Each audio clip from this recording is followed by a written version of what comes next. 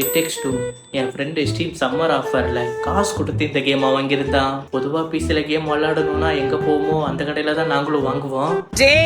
என்ன பண்றீங்க? ஆனால் இது ஃப்ரெண்டு கூட ஆன்லைனில் விளையாடுறதுனால காசு கொடுக்க வேண்டியதா போச்சு.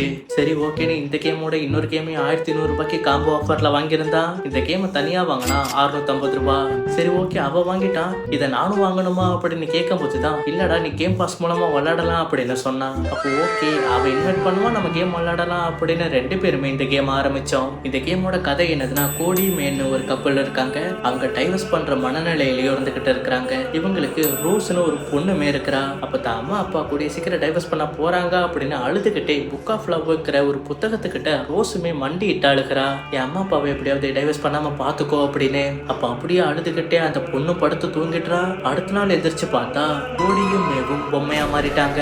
அது எப்படிடா எதிரான ஒன்னும் புரியறதுக்குள்ள அந்த புத்தகத்துக்கு உயிர் வந்து அந்த 2 பொம்மைங்க கிட்ட பேசிக்கிட்டு இருக்கு. நீங்க மறுபடியும் மனுஷனா மாறணும்னா நான் சொல்ற சில விஷயங்களை பண்ணணும். கேமோட கடைசியில நீங்க டைவர்ஸை பத்தியே நினைக்க மாட்டீங்க அப்படின்னு அந்த புத்தகம் சொல்லுது.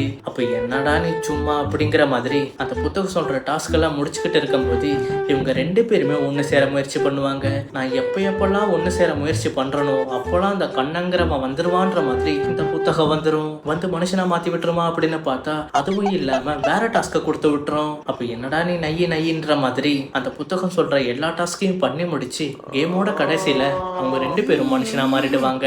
அதுக்கப்புறம் இவங்க 2 பேரும் ஒண்ணு சேர்ந்தாங்களா இல்ல டிவோர்ஸ் பண்ணிட்டு போனாங்களான்றதுதான் இந்த கேமோட மீதி கதை. இந்த கேம் ஒரே ஸ்டேஜ்ல முடிக்கணும்னா 9 மணி நேரம் ஆகும். ஆனா நாங்க 1 வாரம் எடுத்துக்கிட்டோம். ஸோ உண்மையிலேயே ஃப்ரெண்டு கூட சேர்ந்து விளையாடும் போது ரொம்ப நல்லாவே இருந்துச்சு. டைம் இருந்தா இந்த கேமை செக் பண்ணி பாருங்க. அப்படியே மேலே தள்ளுறதுக்கு முன்னாடி பண்ணி விட்டு போயிடுங்க.